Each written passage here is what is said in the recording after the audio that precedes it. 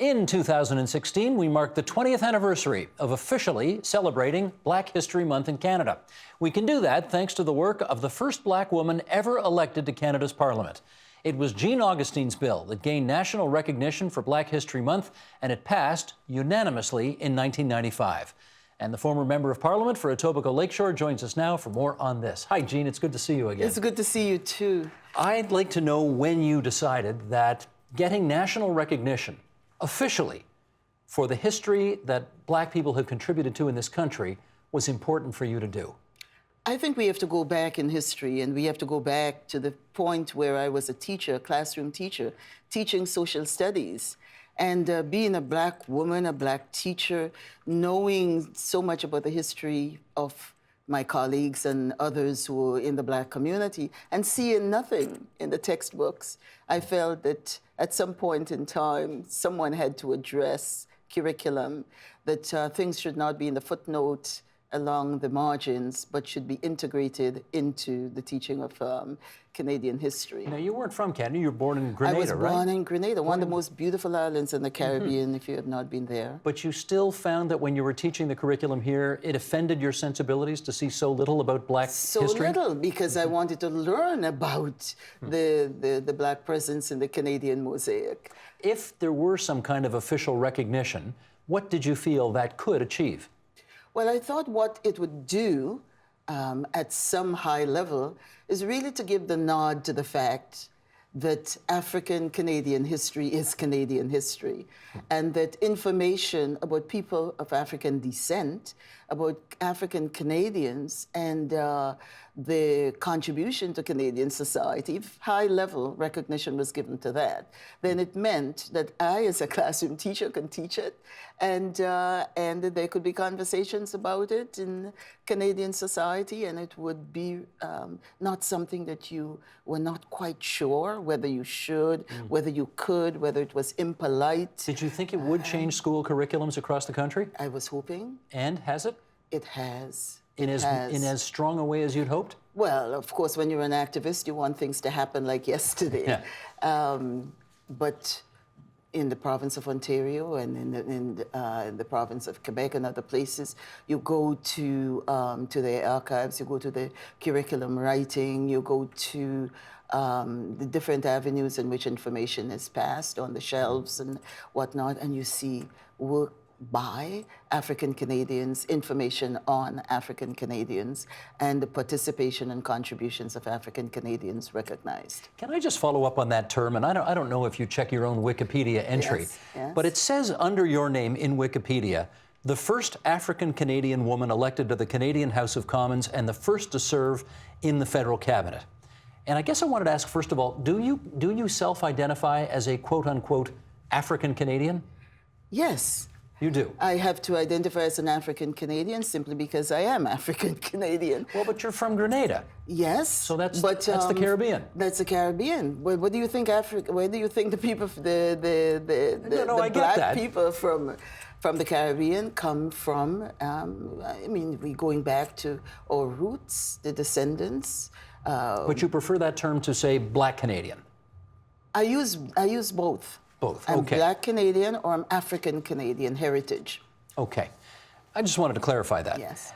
Second thing, coming out of that Wikipedia entry, a lot of time when we read about Black history, it's always, she was the first, member of Parliament, or the guy on the wall over there, Lincoln Alexander, was the first Black member of Parliament. Yes. Is it time for Black history to get past the first at this, first at that, first to do this, that kind of thing? It's a work in progress. We're not there yet.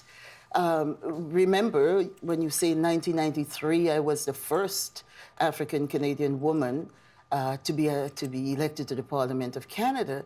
1993 is not all that. It's pretty recent, isn't it? It's recent history. Mm-hmm. And therefore, we look to our young people, and we say to our young people, in 1993, this was the first, a woman to enter that arena. I had no role models. I had no one who had been there before who can say, oh, well, this is the way you should or could or would do this. And so I had to break ground. And I think what has been happening is, and especially for the young people should notice this, that people have broken ground. We've left some footprints. And what we're hoping is that when we say this was the first, it does give the impetus to someone else to say, I'll be there, I'll be next, my footprint is going to be there.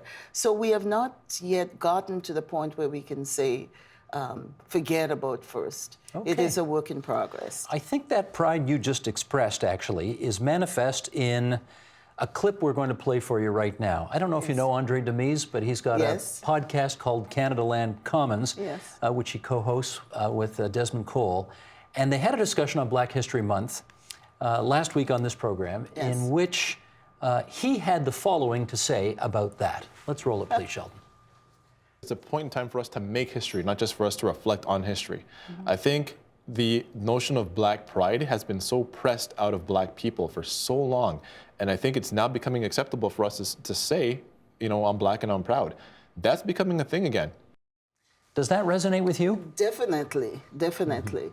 And I think that we've gone through certain eras where we've followed what the Black Americans have done, you know, the issue of Black pride, Black power, the emphasis on who you are and being proud of who you are, because we have to ensure that our young people know this. If our young people don't have pride in themselves, pride in their race, pride in those who've gone before them, then it's very difficult for them to carry on. I wondered about that because we're 52, 53 years since Martin Luther King's magnificent speech, and I wondered, as people look south of the border and get you know, very impressed with all of the energy that went into all of that, whether you feel somewhat left out, that we're not telling those stories up here. We're not kind of remembering what we did 50 years ago up here as much. Is it feeling left out at all? Well, I think it's not feeling left out. It's the fact that we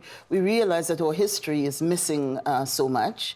And at the same time, when you talk to our young people, I was in conversation the other day with, joking around with some young people, and one young fellow said, I am not going to tell you I'm taking the fifth. And I keep saying, wrong country. Yes, exactly. We don't have the fifth. We don't take, you know, the fifth in Canada. And sometimes our young people know more about what's going on in the United States. And oftentimes I feel that when we speak and when we talk about contributions, we need to know that Viola Desmond was way before, you know, what happened, the story of in the U.S., and that we have done a whole series of things here, and that Black Canadians, African Canadians, have much to be proud of in terms of our own history, and that all Canadians should be proud of that history and the participation of African Canadians in that history. I'm still betting you'd like to see Rosa Parks on one of the dollar bills in the United States. Well, in the cool. United States, it would be pretty cool. It would be also pretty cool to get an African Canadian woman, Rosemary. We did Rosemary Brown. A stamp was done in her honor, and we know this year's contribution by Canada Post, the 2nd Battalion, Construction Battalion. These were men who wanted to fight and were told because of their race they weren't going to be admitted. They went anyway and did us all proud. Is there one thing in particular that you think Black History Month has failed to succeed at so far, and you find that frustrating? Well, the frustration for me is the fact that we need to see our young people coming home with textbooks that speak to our history, interweaved in the textbook, not one chapter here or a sidebar, but we need to talk. When we talk about the coming of that exhibition with Champlain, coming up the St. Lawrence, I would like to see the book mention Matthew Lacoste, who was from the Azores, who was a Black man, who in 1603 knew the Mi'kmaq language and therefore must have been here before that 1603 expedition. So I'm saying that when we write the story, we need to have within the story, not just Champlain coming in and discovering or whatever else, but telling the story in such a way that we can show the presence of the Aboriginal people, the African presence, and all the interweaved in the telling and in the story, because it's all our history, it's all our stories. I presume that requires some constant lobbying of ministers of education all across the country. Is that happening? Well, I think it is happening because there is a very activist environment. We have new and young Black Canadians who are now doing researching. They're doing archival work. They're doing museum work. They're writing the history books, and I can reel off a whole names of individuals in all the universities across the country now, and digging and coming up with the information to help that fulsome understanding of Canadian history. Now, since I asked you what your greatest frustration was with Black History Month, I guess it's only fair that I ask you the opposite side of that question, which is, what are you proudest of what Black History Month has been able to achieve? Well, when we look now in all the urban centers, and I was in Fort McMurray. I came back the day before yesterday. That's not really much of an urban center, is it? Well, it is in terms of Black history, and the point I was making is that in all the urban centers, we see in corporate bodies, in churches, in schools, in entertainment and other centers, we see Black history happening.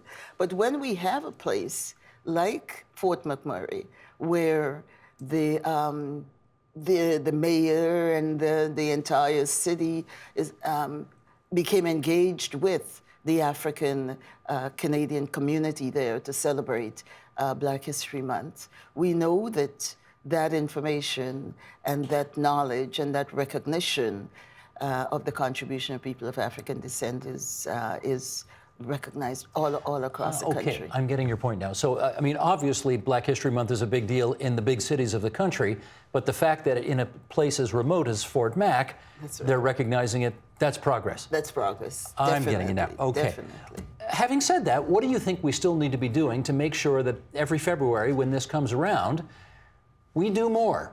What do we need to do? I think we need to get the message that this is Canadian history, and that the emphasis, as we talk about it's Black History Month or it's African Heritage Month, I think we need to widen the circle so that people of other nationalities, color, religions, ethnicities, and others don't see this as a Black thing that's happening over there, and I'm just going to participate. I think we want to see everybody engage in this history because it is Canadian history. It's our history. And now I wonder, can I follow up on that? Yes.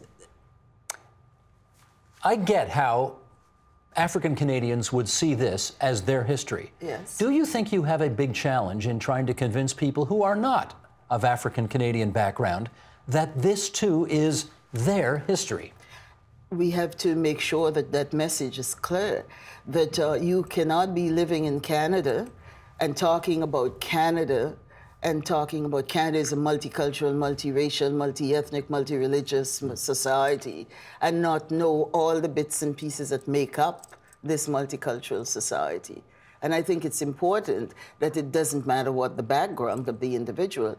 I learn as much, and I try to learn as much about Ukrainian culture, about Asian culture, about Polish culture, because I see this all intertwined. I can tell you the comings through immigration of different groups and the impact on the society. And I think it's important that all of us recognize this and recognize that we have to know each other's history if we are to hold those values that we all hold in terms of receiving others. Any concern about the fact that because we have a Black History Month now, we focus like crazy during that 1 month of the year, but then there's the 11 other months of the year where we're sort of maybe not as onto it? That's right. The message has to be that this is a month of celebration, but it's not the end of the story, that we have the other 11 months when the conversations that took place in the month of February would spread throughout,